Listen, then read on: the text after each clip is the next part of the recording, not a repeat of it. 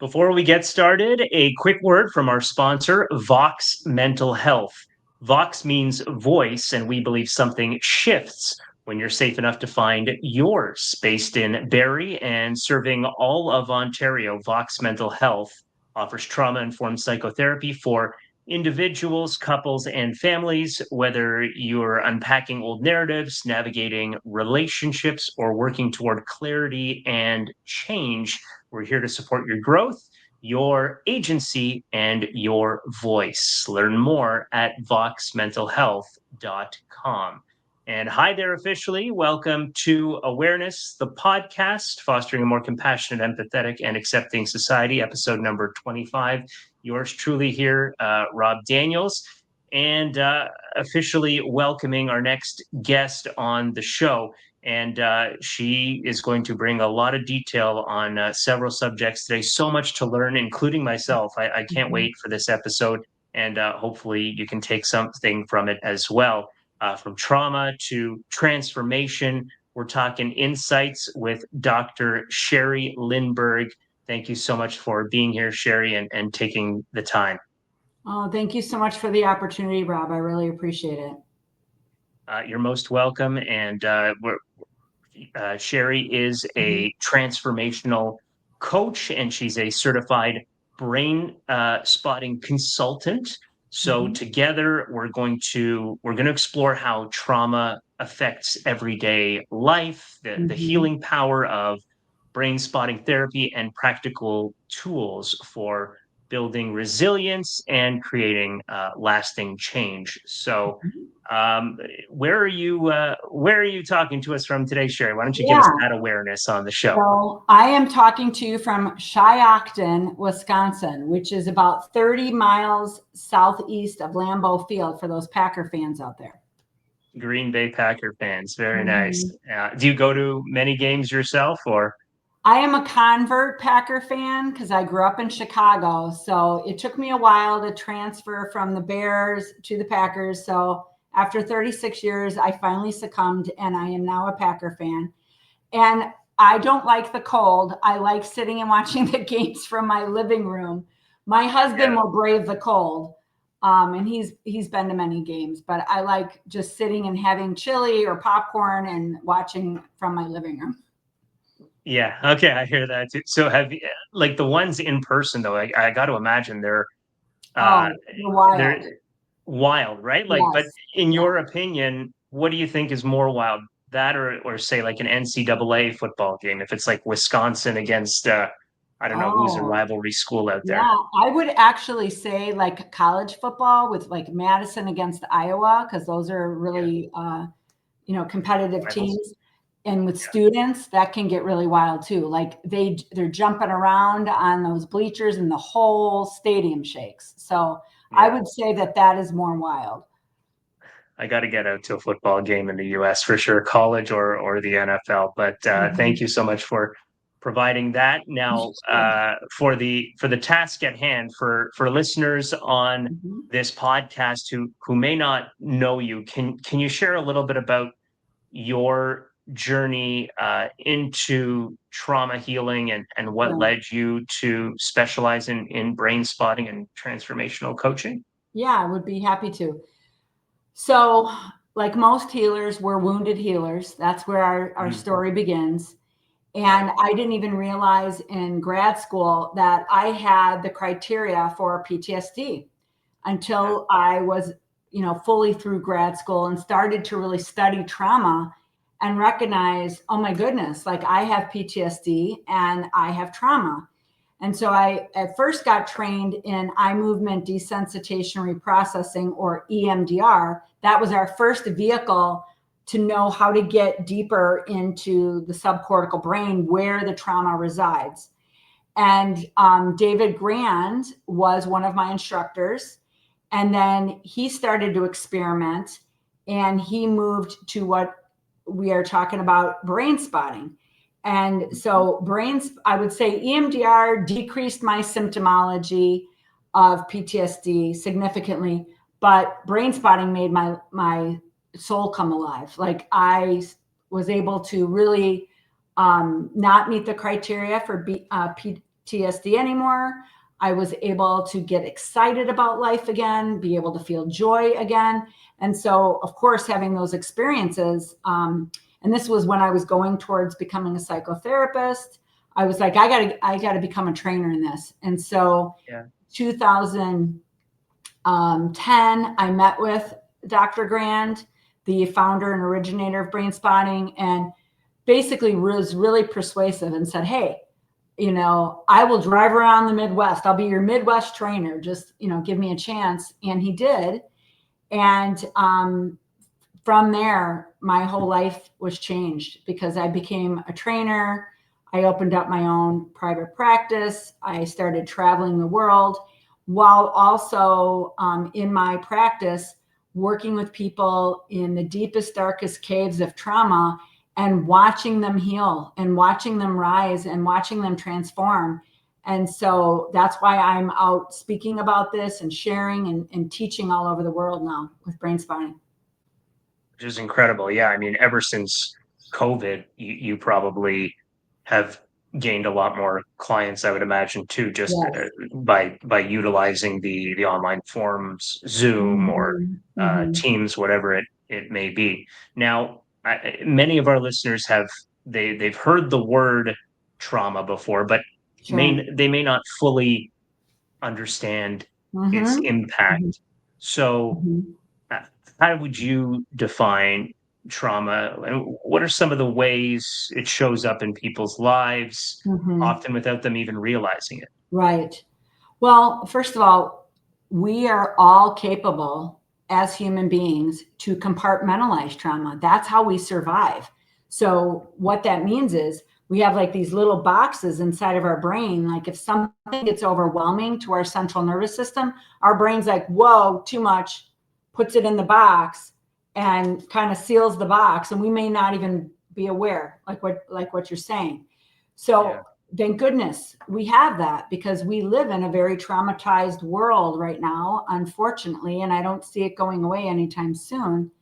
But in order to give a simplification of trauma, it's anything in your life when you were a child all the way through to adulthood that was overwhelming for you to bring into your system, inside your central nervous system. So for little kids, it could be somebody consistently screaming at them. For little kids, it could be witnessing domestic violence because they'll absorb that. They'll take it in, okay? Repetitive negative events can also be traumatic. And then we have our big ones that people recognize, big car accidents, a surprise death in the family, abuse, neglect, those are the big ones, or sexual assault. Those are the ones that we recognize. But anytime it's repetitive when you're a little kid, those can add up to traumas later on. And so how do they show up in our life? Well, often they show up in our relationships with others. We can't manage the relationship, or we get upset very easily. We can't regulate our emotions. We have a popular term that's out there. I don't necessarily like the term, but it's like triggered, right? You get triggered by something and you get all agitated. Well, it's about your central nervous system getting dysregulated, because those traumas leave imprints inside of our body and inside of our central nervous system that years later get triggered as adults. We think it's the moment that's happening, but really, if you trace it back, it goes back to this memory that could be when we were a child, but it's getting triggered in the present. Wow. Yeah, it sure is something, trauma. I mean, and the ones I even think of too is, or would you classify grief as a form of trauma too? Yes, it absolutely can be. It depends on the circumstances. Complicated grief can, there's a lot of exploring around grief right now, but for some, that used to be the term that they would use, where it's they are not moving forward. But there's a lot of curiosity around grief right now too, because it used to be, what we used to know is that, okay, you have so much grief here, and then you're supposed to move on, right? Like that was the belief. And Kubler-Ross talked a lot about that. Well, now there's some new theories out, and there's a book called Continuing Bonds. And it talks about that, hey, you know what? Actually, it is still healthy for people to continue bonds with their loved ones even after they've passed, like going and visiting their gravesite, talking to them during the day. We used to categorize that as complicated grief. And now people are like, well, let's take a look at this differently. There's a lot of people managing their grief differently. So it really depends on the person, how they define their lived experience. Exactly. I think it's different for everybody, Yes, grief and how they manage it or handle it. Yeah. absolutely. So with you being a certified brain spotting consultant and trainer, for those unfamiliar, Yeah. what is brain spotting exactly? If you could explain it, and how does it differ from traditional talk therapy? Yes, it does. Because we know that everyone that we come across has the capacity to heal. It's just a matter of the space needs to be held in a certain way. So, an easy way of explaining brain spotting is where you look affects how you feel. And so, if I think about, like, maybe I'll bring up a car accident again, like, say I had a car accident experience. And when I think about that, oh, I feel it in my chest. Well, Cherie, where do you feel it in your chest? Do you feel it over here more? No. What about, oh, yeah, over here, I'm really feeling it in my chest. Okay, well, what about over here? No, not as much. So we find the spot where we feel it the most in our body. And then we go inside ourselves and we see images or sensations. We have body sensations or we have thoughts. So we're reprocessing the memory, the trauma memory. And that's how we get access to it. So where you look affects how you feel. And that's how we help people get access to it inside themselves. So you've worked with people from different walks of life. Obviously, Mm-hmm. you were saying all over the world, Mm-hmm. in the States, and so do you have a clientele in Canada too? Yeah. Quite a Yeah, bit. mostly right now I'm doing more because brain spotting is not only for trauma, but it's Yeah. also for performance enhancement. So you want to expand something, like achieve a goal. So I'm doing more of the coaching, the performance coaching now, and the expansion pieces of stuff. But I did 20 years of psychotherapy. So it's been the last 4 years I've been doing performance coaching. And what Mhm. I also do right now is I teach other healers, social workers, psychologists, how to do brain spotting. So I help them learn about trauma now. Wow, that's incredible. Your schedule must be packed. I'm a little busy. I'm a little busy, but I love It it. is. I love it. Yeah. I love making the impact and I love watching people heal. That's why I just love this stuff. Speaking of that healing, can you share a client story without like breaking confidentiality that highlights the power of brain spotting or trauma informed healing? There's so many. So let me see. I'll talk to you about trainings because that's where some amazing things happen too. Because I do live demonstrations of this work during a Right. training, and it's a 3-day training. Phase 1, phase 2 of brain spotting. We teach people how to hold the space for their clients, and so there's been so many beautiful healing moments in these trainings. One person that's coming to mind right now is they had a son that was murdered and holding space in front of a group. I mean, this was a brave individual that really wanted to heal and had been over 10 years. And she had rage, towards the murderer and things like that. And it was affecting her ability to live, right, to enjoy her life. And so we held space. And in fact, she felt her son come in who had passed 10 years. And she was actually inside of herself having conversations with him, crying and talking to him inside while I was holding the space. And then, towards the end, felt very comforted and felt very loved by her son and felt relief. And so checking in with her later after, many weeks after the training, she was like reporting she felt like she had a new lease on life. She felt like her son would want her to live, which she was not able. She was doing talk therapy and was not able to get there with the 10 years of talk therapy that she had done. So when you see something like that, that's where it's like, oh my gosh, I gotta share this with the world. I've got to let people know that this tool can really help them heal.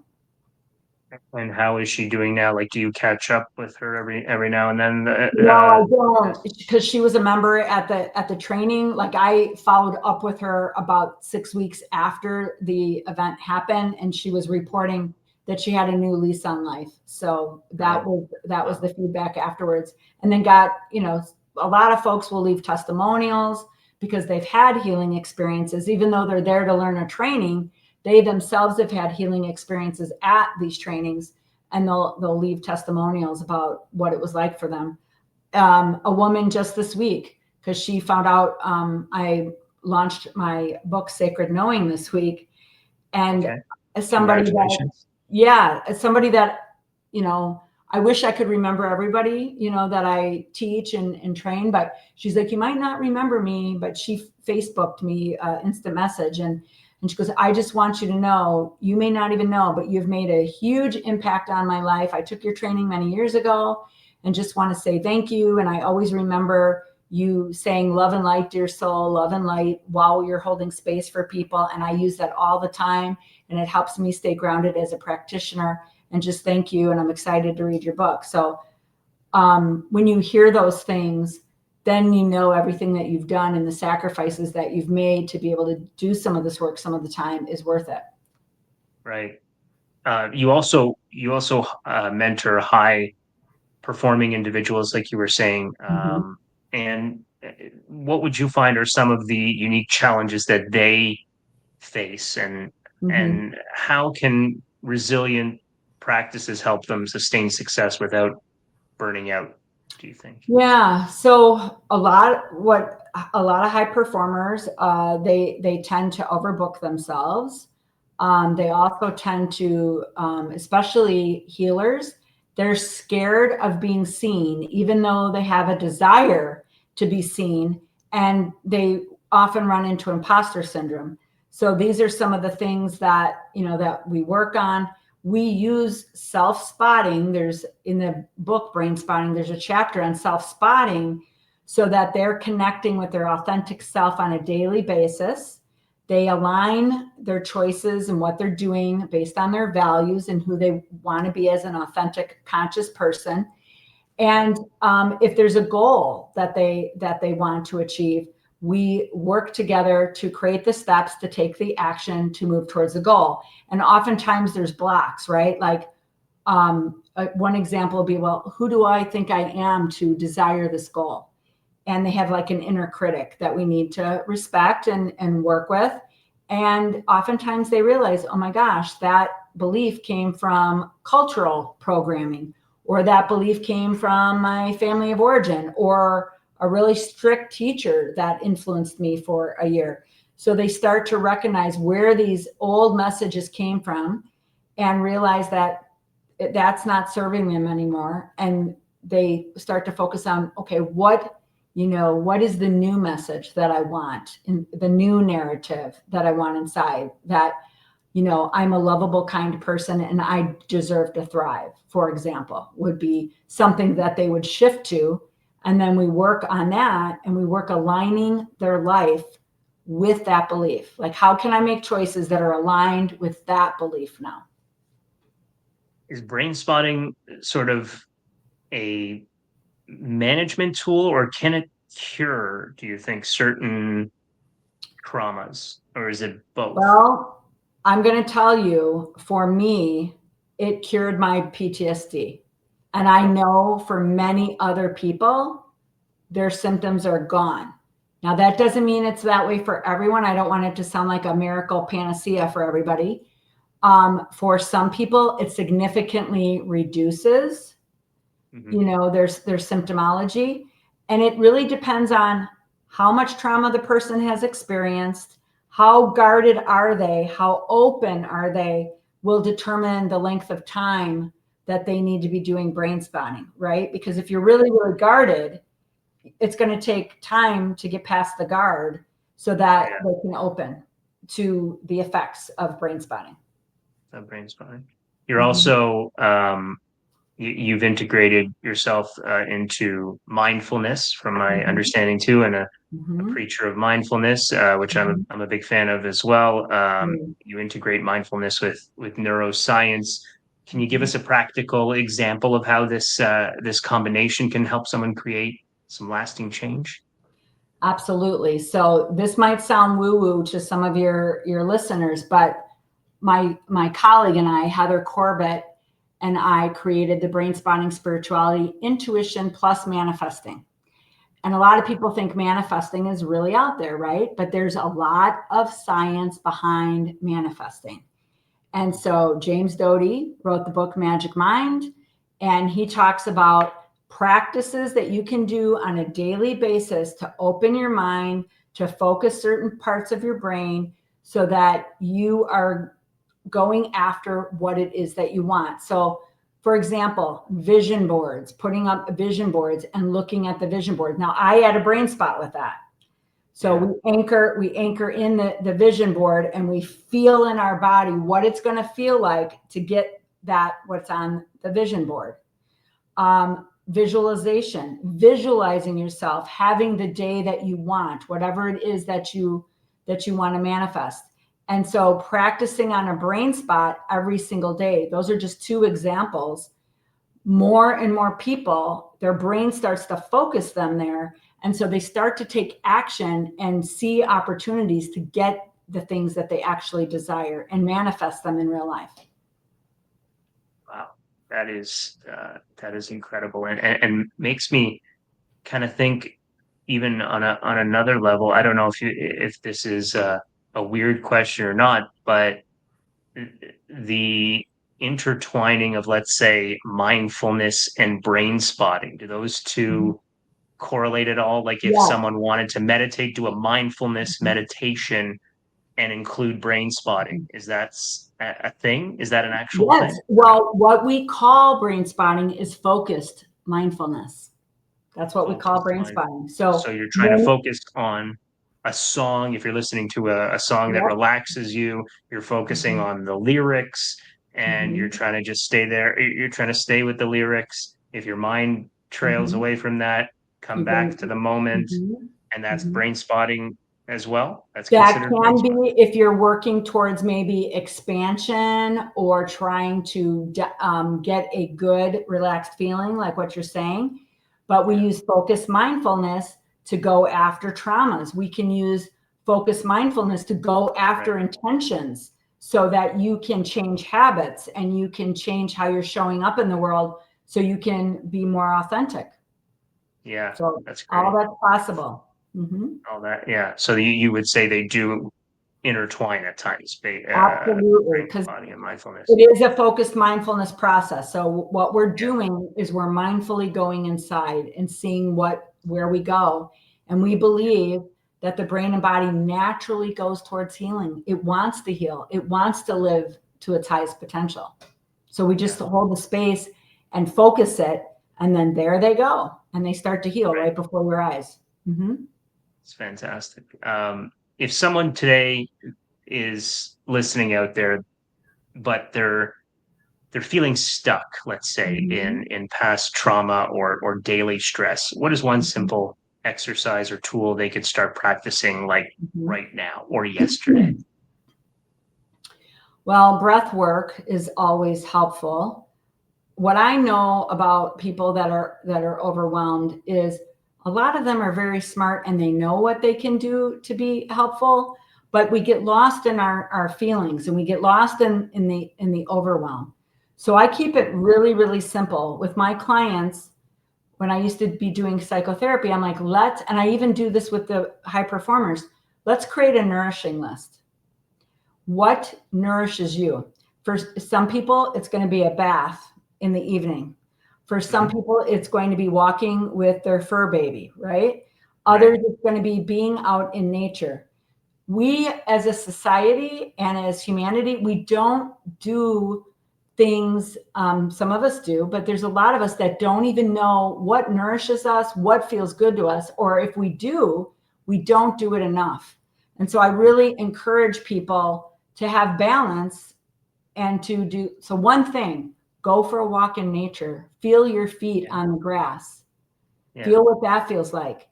And then, the breathing is another exercise, the box breathing, where you breathe in for 4, you hold it for 4, exhale for 4, hold again, and then you can go back around.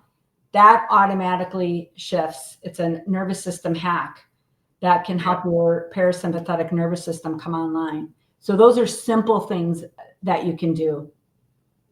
For sure. So what do you think is the biggest misconception that people have about trauma healing or therapy in general, and how do you address that in your work? Yeah. I think the biggest misconception is, I'll go to therapy 6 times and I need to be cured. I say to people, okay, you're 45 years old and you've had this habit and pattern inside of you for 45 years. Can you give me, 6 months, to support you in your healing? Because it takes time. It takes time to get to know yourself, who you really are, because there's so many layers of programming and misconceptions of who you are that it takes time to heal. The other thing I would say is people want to heal, but they don't realize, okay, there's maintenance that needs to come with that. So, building an internal muscle inside, just like you would at the gym, right? Building it inside your brain too.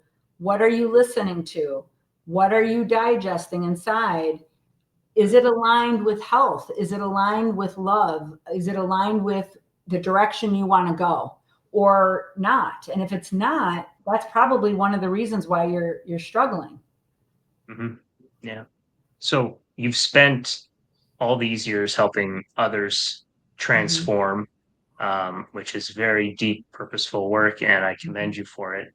What's one lesson from your own healing or coaching journey that continues to guide you today? Yeah. Well, I put it out, my whole story, and it's very vulnerable and it's a little scary, to be honest with you, in the Sacred Knowing book, because I wanted people to know I've been through trauma, so I understand. And if I can do it, you can do it. Like, I want to be a voice for hope. And we need hope right now. And I'm all about jumping on the hope bandwagon. So I'm involved in many, many hopeful projects because, that's what I want that my legacy to be, is to bring out hope, to let people know you can do your own personal work that can help you heal and get to the life that you want. But you've got to take action. Nobody is coming to save you but you, right? Mm-hmm. But folks like myself and other coaches and other healers can hold space so that you don't have to do the work alone. And, that's what I've learned. I've had many mentors. I've had many people hold space for me. And now I'm trying to pay that forward. Right. It's, commending work that you do. I'm very intrigued. Now, if our listeners could take away one thing from this conversation, what would you want it to be? And where can people connect with you or learn more about your work? One thing I'd like you all to know is that you are more powerful than you realize, that your brain and your body are amazing and they know exactly how to heal. You just have to find an attuned practitioner that can hold the space so that you can go inside and do your own work. So that's one takeaway. If they want to get a hold of me, I'm all over the place. So I am on TikTok, I'm on YouTube, I'm on Facebook. CherieLindberg.com is my website. I also help other providers that teach and train get CEs. So I also own Elevated Life Academy, where we have free trainings, we have free webinars, because I did not want access to be an issue for folks. And so that's why I created this other wing, or another business, basically. So those are the places that I'm at. And on social media, like for example, Instagram, would it be like at Cherie Lindberg? Is that I think correct? it's Cherie Lindberg Coaching is what I think is my Instagram. Yes. Similar on Facebook? Something. Uh-huh. Yep. Yeah, Coaching and sure. consulting. Yep. I can send you the links, Rob, too, if you'd like them. I can send them to you. Amazing. Yeah, Mhm. that'd be great to spread those around and tag you on Instagram for some of Thank this you. content. And listen, Dr. Cherie Lindberg, I really appreciate your insight today. I've learned a lot. I hope our listeners have, and thank you for the rewarding work that you provide daily. Well, Really, really appreciate it. thank you so much. And thank you for what you're doing too. Like you're trying to help the world become aware. Yeah, We're on a similar path, Rob. So thank you so much. aware, aware and care, as I like to say, Yes. not aware and not care. So that's the message I like to spread. And Beautiful. thank you again, Cherie. And we'll certainly be in touch. This has been Awareness episode number 25, fostering a more compassionate, empathetic, and accepting society. Thank you so much for being here. Don't forget to like and subscribe on YouTube and wherever you get your podcasts. That'd mean a lot wherever you listen. For producer Mike, the great producer Mike, my name is Rob Daniels, and we look forward to catching you in the next episode.